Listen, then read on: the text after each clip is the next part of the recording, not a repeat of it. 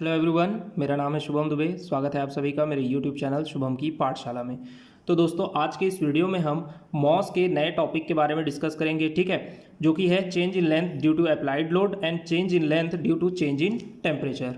तो देखिए, ये जो टॉपिक है ये एक छोटा सा टॉपिक है, बट इसमें से आपके ऑब्जेक्टिव में क्वेश्चन बहुत सारे बनते हैं, है ना। हमें डायरेक्ट क्वेश्चन पूछा जाता है कि चेंज अप्लाइड लोड के कारण कोई हम लोग एक बीम का एग्जांपल ले लेते, ठीक है। तो कोई बीम है, उसके क्रॉस सेक्शन है, ठीक है, स्क्वायर क्रॉस सेक्शन होगा, सर्कुलर क्रॉस सेक्शन होगा, टेपर्ड बीम होगा। तो उसमें अगर हम लोड लगाते हैं तो उसमें कितना चेंज इन लेंथ आता है, इसके लिए डायरेक्ट क्वेश्चन आपसे पूछे जाते हैं, ठीक है। तो आज इसी टॉपिक के बारे में हम डिस्कस करेंगे। तो चलिए वीडियो को स्टार्ट करते हैं। तो देखिए, सबसे पहले हम लोग डिस्कस करते हैं व्हेन बीम, ठीक है। मैंने बीम का एग्जांपल ले लेते हैं हम लोग, ठीक है। तो when beam is of square cross section, ठीक है, अगर कोई बीम है उसका जो क्रॉस सेक्शन क्या होता है, इस तरीके का, है ना। मान लीजिए ये बीम है ना, इसको अगर मैं बीच से काट दूं या कहीं से भी मैं इसे काट दूं तो उसका जो क्रॉस सेक्शन दिखेगा, कटने के बाद जो हिस्सा दिखेगा, मतलब ये वाला हिस्सा, ये क्या है, स्क्वायर है, इसे हम लोग क्या बोलते हैं, क्रॉस सेक्शन, ठीक है। तो कोई बीम है वो स्क्वायर क्रॉस सेक्शन का है, उसमें हम लोगों ने क्या किया, लोड अप्लाइड किया है P।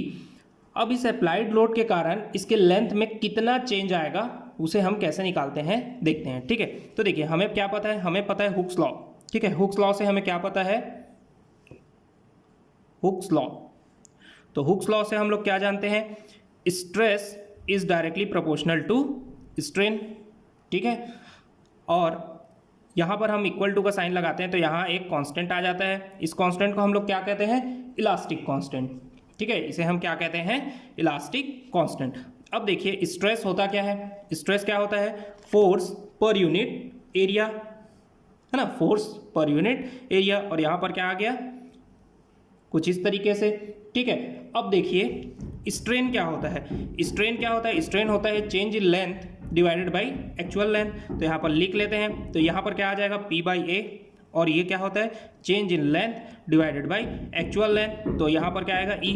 अब देखिए, जब हम इसे सॉल्व करेंगे तो सिंप्लीफाई करने के बाद चेंज इन लेंथ कितना आ रहा है, PL/AE, ठीक है। तो ये चीज़ आपको एकदम अच्छे से ध्यान रखनी है। अगर आपको स्क्वायर क्रॉस सेक्शन है उसके लिए पूछेगा कि चेंज इन लेंथ निकालिए, तो आप डायरेक्ट इस फॉर्मूला से आप चेंज इन लेंथ निकाल सकते हैं, ठीक है। चलिए नेक्स्ट केस देखते हैं हम लोग। नेक्स्ट केस है, अगर आपका जो बीम है वो अगर सर्कुलर क्रॉस सेक्शन का है, ठीक है, when beam is of circular cross section. तो अगर सर्कुलर क्रॉस सेक्शन का बीम होगा तो इसके लिए आप चेंज इन लेंथ कैसे निकालेंगे, ठीक है। मान लीजिए कुछ इस तरीके का बीम है, ठीक है, और ये कैसा है, सर्कुलर क्रॉस सेक्शन का है ना, ये सर्कुलर क्रॉस सेक्शन का एक बीम है। अब इसमें हमने क्या किया, लोड लगाया, अप्लाइड लोड लग रहा है इस पर P। अब इसके कारण इसमें क्या आएगा, चेंज इन लेंथ आएगा, इसके लेंथ में कुछ चेंजेस आएंगे, ठीक है। ये इसका मान लीजिए L लेंथ था, तो कितना आया लेंथ में चेंज, डेल L आया, ठीक है। अब देखिए, इसी फॉर्मूले का हम यूज़ करेंगे, ठीक है। ये वाला जो फॉर्मूला है, इसी फॉर्मूले का यूज़ करके हम सारे के लिए निकालेंगे, लेकिन कैसे निकालेंगे, अब ध्यान से देखिए क्या होता है चेंज इन लेंथ का फॉर्मूला। चेंज इन लेंथ का फॉर्मूला हम लोगों ने क्या देखा था, PL/AE, ओके। अब सर्कल का क्या होता है, सर्कल का आपका एरिया कितना होता है, सर्कल का एरिया होता है π/4d², यही होता है एरिया। और यहाँ पर क्या आ जाएगा, E। तो जब हम इसे सिंप्लीफाई करते हैं तो क्या आ जाएगा इसका, 4PL/πd²E। तो ये क्या हो जाएगा, चेंज इन लेंथ का फॉर्मूला हो जाएगा सर्कुलर क्रॉस सेक्शन के लिए। देखिए, ये दिख बहुत इजी रहा है और है भी बहुत इजी, ठीक है। बस समझने की आपकी देर है भी बहुत इजी है, ठीक है। लेकिन इसमें से डायरेक्ट क्वेश्चन बनते हैं, ठीक है। जब जस्ट आपको दे देगा, आपको वैल्यूज दे देंगे, आपको डायमीटर दे देगा, बोलेगा कि एक सर्कुलर बीम है, उसका डायमीटर आपको दे देगा, लेंथ दे देगा, लोड की वैल्यू दे देगी और मॉडुलस ऑफ इलास्टिसिटी दे देगा, और आपको कहेगा बताइए इसमें चेंज इन लेंथ कितना होगा, ठीक है। तो अगर आपको ये चीज़ समझ में आ गई तो आप चुटकियों में क्वेश्चन को सॉल्व कर सकते हैं, ठीक है। चलिए नेक्स्ट हम लोग देखते हैं, नेक्स्ट केस किसका देखते हैं, टेपर्ड बीम का। ये बहुत इंपॉर्टेंट है, ठीक है। टेपर्ड बीम सबसे ज़्यादा बार पूछा गया है, ठीक है, और थोड़ा सा कंफ्यूजन क्रिएट करता है, इसलिए इसे ध्यान से समझेंगे। चलिए देखते हैं टेपर्ड बीम का केस, ठीक है। टेपर्ड बीम, तो देखिए टेपर्ड बीम के लिए हम लोग देखें। अब टेपर्ड बीम होता क्या है, ऐसा बीम जिसका ये कुछ इस तरीके से यहाँ पर डायमीटर ज़्यादा होगा, ठीक है, और आगे जाते जाते उसका डायमीटर क्या हो जाएगा, कम हो जाएगा, कुछ इस तरीके से। तो यहाँ अगर मान लीजिए डायमीटर है D1, ठीक है, यहाँ पर डायमीटर क्या है D1 और यहाँ पर डायमीटर है D2, इसका लेंथ कितना है L, तो इसे हम क्या बोलेंगे, इसे हम बोलेंगे टेपर्ड बीम। क्लियर है, इसको हम क्या बोलेंगे, टेपर्ड बीम बोलेंगे। अब इसके लिए अगर आपको पूछा जाए कि चेंज इन लेंथ का फॉर्मूला कितना होगा, ठीक है, अगर इसमें मैंने यहाँ पर P लोड लगा दिया है तो इसके इस P लोड के कारण इसमें जो चेंज इन लेंथ आएगा उसका वैल्यू कितना आएगा, ठीक है। तो ये देखिए हमको पता है, बस इसी फॉर्मूले को याद रखना है आपको, ठीक है, इसी फॉर्मूले को याद रखना है, PL अपॉन AE को, यहीं से सारा चीज़ बन जाएगा। तो डेल L मतलब चेंज इन लेंथ कितना होता है, PL upon AE, PL upon AE, ठीक है। अब एरिया कितना होगा टेपर्ड लेंथ का, P और L तो सेम रहेगा, ठीक है, फोर्स हमने लगाया हुआ है, लेंथ है L, है ना, मॉडुलस ऑफ इलास्टिसिटी है, चेंज में क्या आएगा, एरिया में क्या हो जाएगा, इसका एरिया π/4 D1 D2, ठीक है, और यहाँ पर E। तो जब इसको सिंप्लीफाई करेंगे तो चेंज इन लेंथ का कितना आ जाएगा, इसका value 4PL upon D1 D2 E, ये इसका क्या हो जाएगा, वैल्यू हो जाएगा, टेपर्ड बीम के लिए चेंज इन लेंथ का वैल्यू हो जाएगा। ठीक है, क्लियर है, यहाँ तक की चीज़ें समझ में आई। तो ये था change in length due to applied load. अलग अलग क्रॉस सेक्शन का बीम हम लोगों ने देखा है ना, बीम का एग्जांपल लिया था और अलग अलग क्रॉस सेक्शन देखा। तो स्क्वायर में जब हम लोगों ने लगाया तो क्या आया था, डेल एल का value PL upon A. Circular section था तो उसके लिए कितना आया है, PL upon 4PL upon pi D square E. और अगर टेपर्ड बीम था तो टेपर्ड के लिए कितना आया है, 4PL divided by D1 D2 E। एकदम सिंपल फॉर्मूला है, ठीक है, यहाँ पर पाई भी आएगा, ठीक है, पाई D1 D2 E। देखिए एकदम सिंपल सा फॉर्मूला है लेकिन बहुत इंपॉर्टेंट है क्योंकि क्वेश्चन इससे आते हैं, है ना। चलिए, तो ये तो था change in length due to applied load. अब हमें देखना है change in length due to temperature. चलिए, तो अब देखते हैं चेंज इन लेंथ कितना आएगा टेम्परेचर चेंज के कारण। ठीक है, अगर टेम्परेचर चेंज होता है तो उसके कारण आपके बीम में चेंज इन लेंथ कितना होता है, स्ट्रेस कितना डेवलप होता है, उसके बारे में हम देखते हैं। तो देखिए समझिए, मान लीजिए एक बीम है, वो एक तरफ से फिक्स्ड है, ठीक है, ये इस तरफ से फिक्स्ड है, एक तरफ से फ्री है, ठीक है। अब देखिए यहाँ पर जब टेम्परेचर चेंज होगा तो अब ये क्या है, ये क्या है, फ्री टू एक्सपांड है ना, ये फ्री टू एक्सपांड है, ठीक। अब देखिए यहाँ पर टेम्परेचर चेंज हुआ, इसके कारण कुछ मतलब टेम्परेचर चेंज के कारण इसके लेंथ में इंक्रीज होगा, है ना, लेंथ इसका इंक्रीज होगा। लेकिन देखिए ये फ्री टू एक्सपांड है, इसमें कोई रोक टोक नहीं है, तो क्या इसमें स्ट्रेस डेवलप होगा, तो इसमें कोई भी स्ट्रेस डेवलप नहीं होगा, नो स्ट्रेस डेवलप, ठीक है, कोई स्ट्रेस इसमें डेवलप नहीं होगा। अब देखिए उसी के जगह एक बीम है, ठीक है, इसको मैंने क्या कर दिया है, फिक्स्ड कर दिया है दोनों साइड से। इस बीम को मैंने क्या किया है, फिक्स्ड कर दिया है दोनों साइड से। अब ये फ्री टू एक्सपांड नहीं है, ठीक है, अब ये क्या होगा, ये फ्री टू एक्सपांड नहीं है। यहां पर मैं लिख देता हूं नॉट फ्री टू एक्सपांड, ठीक है। अब फ्री टू एक्सपांड नहीं है तो इसमें क्या होगा, स्ट्रेस डेवलप होगा, स्ट्रेस डेवलप होगा।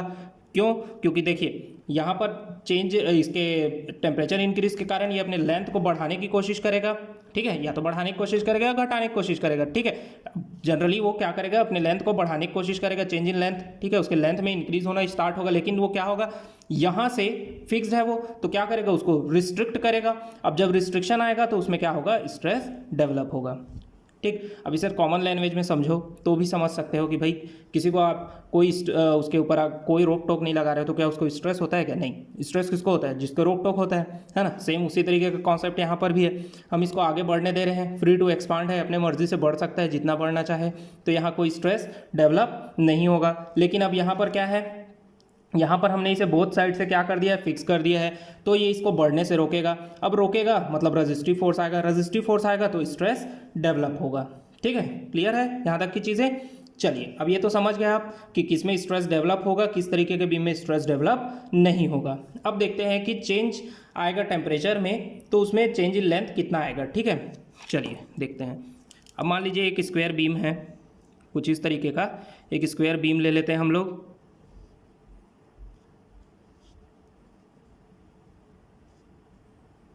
ठीक है, ये स्क्वायर बीम है, इसकी लेंथ कितनी है L।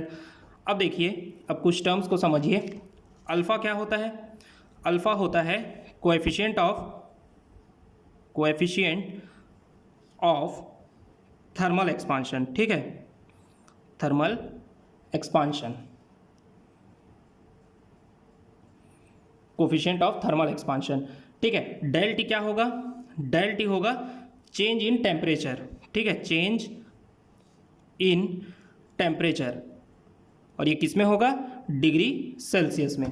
क्लियर है यहाँ तक? अब जब ये सारी चीज़ें पता है, अब हमारा क्या हुआ, टेम्परेचर इंक्रीज होगा या डिक्रीज होगा, जो भी होगा, ठीक है, चेंज इन टेम्परेचर होगा, ठीक है, टेम्परेचर में चेंज आएगा, तो उसके कारण अब लेंथ में कितना चेंज आएगा, चेंज इन लेंथ कितना हो जाएगा उसके कारण। तो यहाँ पर देखिए चेंज इन लेंथ कितना हो जाएगा, डेल एल हो जाएगा आपका, डेल एल होगा एल, एल क्या था? लेंथ ऑफ बीम, ठीक है, एल क्या था? लेंथ ऑफ बीम था, है ना, एल इंटू अल्फा, अल्फा क्या था? कोफिशिएंट ऑफ थर्मल एक्सपांशन, और डेल टी क्या था? चेंज इन टेम्परेचर, ठीक है। तो ये हो जाएगा आपका चेंज इन लेंथ। इस तरीके से अगर आपको पूछा जाए कि टेम्परेचर चेंज के कारण आपको टेम्परेचर चेंज का वैल्यू दे दिया रहेगा, कोफिशिएंट ऑफ थर्मल एक्सपांशन दे दिया रहेगा, और लेंथ ऑफ बीम दे दिया रहेगा, तो अब आपसे पूछेगा कि चेंज इन लेंथ कितना आएगा, तो आप इस वाले फॉर्मूले का यूज़ करके निकाल सकते हैं, ठीक है। अब अगर आपसे पूछा जाए कि स्ट्रेन कितना डेवलप होगा इसमें, तो स्ट्रेन डेवलप के लिए हम लोग क्या करेंगे, ये देखिए, ये एल को इधर ट्रांसफर कर दीजिए, del L by L alpha into del T. अब डेल एल बाई एल क्या होता है? Change in length into actual length, sorry, change in length divided by actual length क्या होता है? स्ट्रेन। तो स्ट्रेन कितना डेवलप हो रहा है? अल्फा डेल टी, ये भी याद रहेगा, ठीक है। तो आप अगर आपको स्ट्रेन निकालने बोलेगा तो भी आप निकाल सकते हैं, चेंज इन लेंथ निकालने बोलेगा तो उसे भी आप निकाल सकते हैं, ठीक है।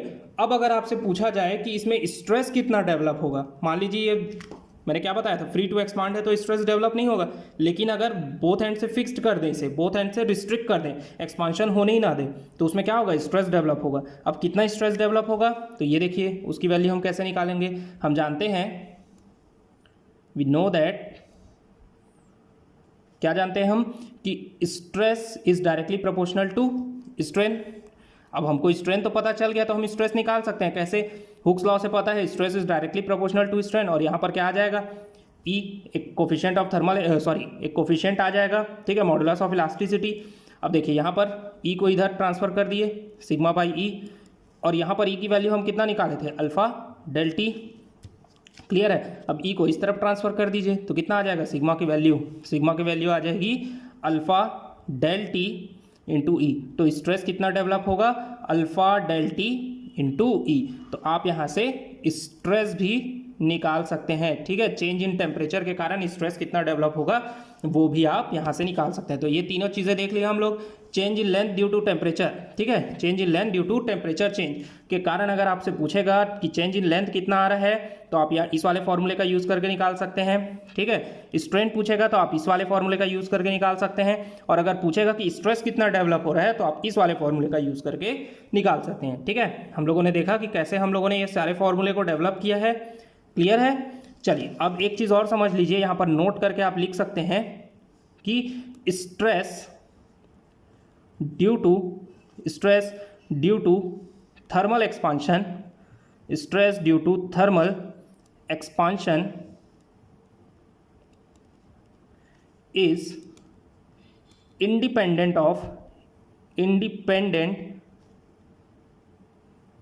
ऑफ शेप एंड साइज, ठीक है, शेप एंड साइज। इसको याद रखिएगा, ये भी आपसे पूछ सकता है कि टेम्परेचर चेंज या फिर थर्मल एक्सपांशन के कारण, ठीक है, थर्मल एक्सपांशन के कारण जो स्ट्रेस डेवलप होता है वो क्या डिपेंडेंट होता है शेप और साइज में या फिर इंडिपेंडेंट होता है, ठीक है। तो वो क्या होता है? इंडिपेंडेंट होता है, क्लियर है। तो आज की इस वीडियो में हम लोगों ने क्या क्या चीज़ देखा? आज की इस वीडियो में हम लोगों ने देखा change in length due to applied load, एक स्क्वायर क्रॉस सेक्शन के लिए देखा, सर्कुलर क्रॉस सेक्शन के लिए देखा, और टेपर्ड बीम के लिए देखा। और हम लोगों ने क्या देखा? हम लोगों ने देखा change in length due to temperature change के कारण हम लोग कैसे चेंज इन लेंथ निकाल सकते हैं, स्ट्रेन निकाल सकते हैं, और कितना स्ट्रेस डेवलप हुआ उसे भी हम निकाल सकते हैं, ठीक है। तो उम्मीद है आप सभी को आज का वीडियो पसंद आया होगा। इस वीडियो में मैंने जो भी चीज़ आपको समझाने की कोशिश की है वो सारी चीज़ें आपको अच्छे से समझ में आई होंगी। वीडियो पसंद आए तो वीडियो को लाइक कीजिए, शेयर कीजिए और सब्सक्राइब कीजिए। और अगर कोई डाउट होता है तो आप कमेंट सेक्शन में पूछ सकते हैं, या फिर आप हमारे टेलीग्राम ग्रुप को भी ज्वाइन कर सकते हैं। ठीक है, वहाँ आप डाउट पूछ सकते हैं, वहाँ मैं आपके डाउट को ज़्यादा अच्छे से क्लियर कर पाऊंगा। वीडियो में कहीं पर डाउट होता है तो आप पर्टिकुलर सेक्शन का स्क्रीनशॉट लेकर के टेलीग्राम ग्रुप में भेज सकते हैं, वहाँ मैं आपके डाउट को क्लियर कर सकता हूँ। आप इंस्टाग्राम में भी हमको फॉलो कर सकते हैं। ठीक है, टेलीग्राम और इंस्टाग्राम दोनों की ही आईडी आपको, या फिर उस दोनों की ही लिंक आपको डिस्क्रिप्शन बॉक्स में मिल जाएगी। ठीक है, तो अगर कोई डाउट हो तो ज़रूर पूछिए, और अगर वीडियो पसंद आए तो वीडियो को लाइक, शेयर और सब्सक्राइब ज़रूर कीजिएगा। ठीक है, तो मिलते हैं नेक्स्ट वीडियो में नेक्स्ट टॉपिक के साथ। Thank you.